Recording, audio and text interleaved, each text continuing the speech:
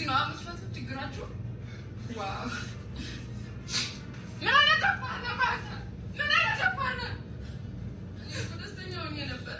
ያ በእውነት ለመናገር ይሄ ነገር እውነት ድራማ ካልሆነ የእውነታችሁ ከሆነ እየሰራችሁ ያላችሁት ማለት እንኳን ይሄሉ ማለት ነው እኛ ራሱ አዝነንብሃል። ትዳር ያልገባ ሰው ሁሉም ሰው ላይ ቀልብ ያደርግበታል። ምን አይነቱ ነው? ባላ የእውነቱ ከሆነ እንደዚህ አይነት ሰው ሲጀመር አያስፈልግም። ይሄ ነገር የሰራው የእውነት ከሆነ ካላስ ካሁን በኋላ ለሄሉ የሚሆን ሰው አይደለም።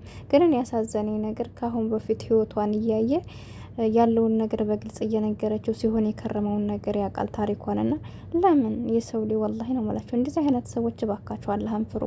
ባለንበት እኮ ዛሬ ላይ ታይተን እኮ ነገ እኮ ሞተን ልንገኝ እንችላል ከደቂቃ በኋላ። ለምንድን ነው ሞት ያለበት ሰው እንደዚህ የሰው ልጅ መጥቀም ባይችል ለምን እንደመጉዳት ታስባላችሁ? ወንድም ሆኑ ሴቶች ማለት ነው። የወንዶች ብቻ ነው ብዬ አላስብም፣ ሴቶችም አለና አላህ ሂዳያ ይስጠን። ለምታደርጉን ነገር አላህን ፍሩ በየእምነታችን ሁላችን ማለት ነውና ምን አደረገችው እንዴ? አላስገደደችው፣ በግዴታ ነው የመጣውና በጣም ያሳፍራል። የእውነት ነው የምላችሁና ችግሬን እየፈታሁ ይላል እንደ ሲጀመረ ችግሩን ሳይጨርስ ነው እንደ ወደሷ ህይወት የመጣው ልጁ ለመሆኑ። እንደዚህ አይነት ሰዎች ለምንድን ነው በሴት ላይ የምትጫወቱት?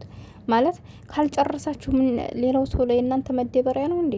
አሁን እኮ ልጅቱ እያለች ያለችው እኔን ለመርሻ ነው አንቺ ጋር የመጣው እሱ ደግሞ ችግርን እየፈታሁ ነው። የምን ችግር ነው የሚፈታው? ድሮ ፈቶ አይመጣም እንዴ? ሳይፈጣ ማን ቀለበት እሰራለሁ? ይሄ የ1000 ብር ቀለበት ለሱ ብርቅ ነው እንዴ? ነው ወይስ ምን ፈልጎ ነው ቀለበት ሊያስር የፈለገው? ነው ቤት አላት ሄሉ በስሙ ያንን ለመውሰድ ያስበው ነው። ሱብሃንአላህ። አሰላሙ አለይኩም ወራህመቱላሂ ወበረካቱ። ወድና የተከበራችሁ የቻናል ቤተሰቦች እንዴት ናችሁ? አላችሁ ወይን ያለው አልሐምዱሊላህ። ለቻናል አዲስ ከሆናችሁ ላይክ፣ ሼር፣ ሰብ እያደረጋችሁ አበረታቱኝ። እውነት ለመናገር አሁን ላይ የሚሰሩት ዩቲዩበሮች ከእናንተ ይልቅ ነው ተመልካች ነው ወንጀል እየገባ ያለው። ተመልካቾች ነን እያዘን ያለ ነው። በጣም ያሳዝናል። ብዙ ሰው እኔ ለራሴ አንቀጣቀጠኝ ከሄሉ ከዛኛይቱን ቤት ሄጄ የሰማሁት ነገር ያስጠላል። የእነሱን ራሱን እስከ መጨረሻው ቪዲዮ ላይም ነበር የሚገርማችሁ። ግን ዛሬ ከመጀመሪያ እስከ መጨረሻው እያየሁት በቃ ምንም አይነት ማለት እኔ ግራ ገብቶኝ ማለት ነው ግራ ገብቶኝ ነው ያየሁትና ክላስ ነው እንደ ችግሩን ሊፈታ የሚሞክረው። እኔ እውነት ትናንት እንደዛ ሲነግራት በቃ አላሊ ለወልጋ እየተደዋወለ ልጅቷ ሄሉን ለማስቆረጥ የሚያደርጉን ነገር ነው። አሁንም በርግጥ ሄሉን ለማስቆረጥ ነው እያደረጉ ያሉት። ቢሆንም ግን ልጁ የሚረባ ሰው አይደለም። እውነት ለመናገር እንዲሁ የእውነት ይሄ ድራማ ካልሆነ በቃ ያ ብለ ሄሉ የሚገባት ሰው አይደለም በዚህ ሁኔታ። ለምን የሰው ላይ አብራችሁ ስትኖሩ ቢያንስ ሰላም ማግኘት አለባችሁ አይደለም? ሌላ ነገር ይቅር ሰላም ነው ሰው ላይ ምንም ነገር አይኖር፣ ግን ሰላም ካለ ከቤታችሁ ሁሉ ነገር አለ።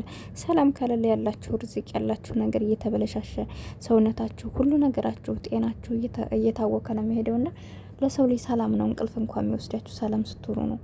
ስለዚህ እንደዚህ ትናንት አሁን ሄሉ ጋር ታስተካከለ ብለና እኛ ራሱ ደስ ብሎና ዛሬ ላይ ደግሞ ክላስ ተቀጣጥሮ እሷ ጋር መሄድ ምንድን ነው ማለት? እንደ ቆፍጣና ወንድ ከሆነ እኮ ካላስ ለሄሉን ማጣት የማይፈልግ ሰው ከሆነ የሆነም የቀጠረችው እንኳን ነገር ቢኖር ሻራ ላይ እንደዚህ አለ አይደለ? የምን ክላስ መያዝ ነው የሚያስፈልገው? እዚህ ቦታ ላይ ያየናት የሌለ ልብስ ለብሳ ሲጀመር የልብስ ነው እንዴ? ይኮ ካላስ ሩም ላይ በቃ ቁጭ ብላለች። እሱ አንድ አይነት ነው ቲሸርታቸውም የእሱ የለበሰችው እና እሱ ያስበውበት በጣም የሚያስጠላ ነውና እንዲህ አይነት ሰው ደግሞ ለማንም አይሆንም። የእውነት ነው የምነግራቸው። ይሄ ከማንም አይሆንም። ምክንያቱም በለመደው ነገም ጧት አንዲት ሴት እንደዚሁ ይይዛል። እሷ ጋር ሲጣላ ይች ጋር ሲጣላ ሌላ ነው። አሁን ልጅቷ ራሱ እንደዚህ እየተላተመች ያለችው ከሄሉ ጋር ያለውን ግንኙነት እንዲያቆምላት ነው። ገብቷቸዋል? እንዲያቆምላት ነው እያደረገች ያለችው። በዛ ላይ ፍቅር ያለበት ይመስላል ከልጅቷ ጋር።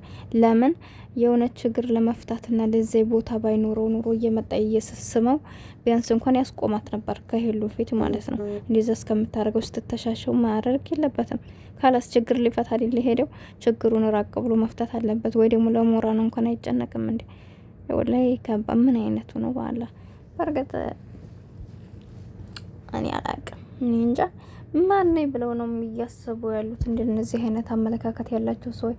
በክብር ቀለበት ነው የበላው ብር ይኖራል። ይሄ ልጅ የሆነ ከልጅቷ ጋር ግን ሲመስለኝ እኔ ልጅቷ ጋር ወጥመድ እያለ ያለው የገባው ነገር አለ። በነገራችን ላይ ወንዶች እንደዚህ የሚለማመጡትና የሆነ ነገር ላይ የማይጋፈጡት የሆነ ችግር ሲኖርባቸው ነው። ሀዛይ ሴት የያዘችው ነው እንግዲህ ከሷ ወይ የወሰደው ገንዘብ ሊኖር ይችላል ወይ የሆነ ነገር አለ። አላሁ አለም። እኛ ወላሂ እኛንም ወንጀል እያስገቡና ነው ሲመስለኝ። ግን ከልጅቷ ጋር የሆነ ነገር አለው። ገብቷችኋል? ብቻ የሆነ ጭንቅ ውስጥ ያስገባው ነገር አለ ሲመስለኝ። እና እንዴት ስታስቡት እናንተ ቀለበት ምን ማሰር አስፈለገው? ችግሬን እየፈታሁ ነው የሚለው አንደኛ ትዳር ውስጥ ከገባ ነው። የእሷን ችግር የፈታው ነው። ልጅም አለው ደግሞ ምን ይታወቃል ነው በሆዶ ይዘልያን ለርኩዝ አይደለ አትመስልም።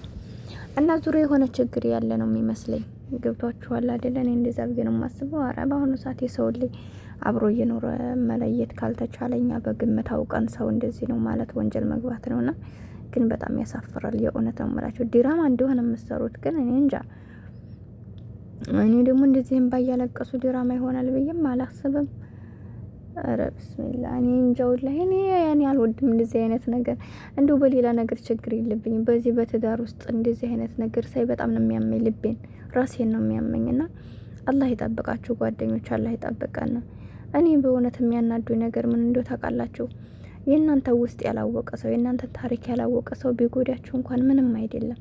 ነገር ግን እናንተ የውስጣችሁን ነግራችኋቸው ያ ረቢ አላህ ይጠብቀን። የእውነት የውስጣችሁን አስረድታችኋቸው ስለ እናንተ ያለፈ ታሪክ እያወቁ ከአሁን በፊት ተጎድታችሁ እንደሆኑ እያወቁ እናንተ ለእነሱ መልካም እንዲሆናችሁ አላማ ያላችሁ ሰው እንዲሆናችሁ ጥሩ ነገር እንደምትደርሱ እያወቁ የሚያጠፉ አይነት ሰዎች ምን ትሏቸዋላችሁ?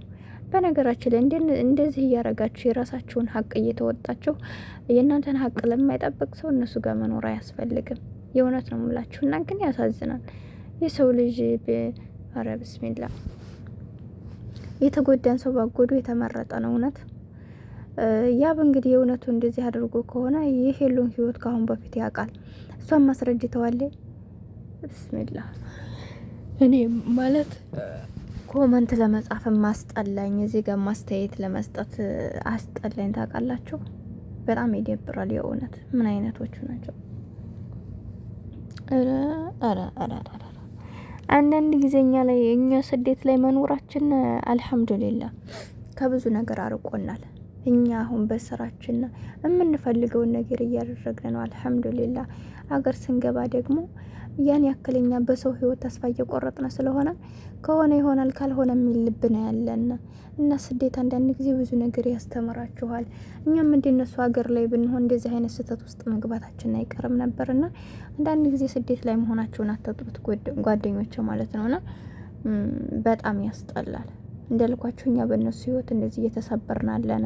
ለራሳችን እንዳንገባ በቃ የሰው ልጅ ማመን ነው ማመን ያለብን። ብስሚላ በጣም ያስጠላል እውነት።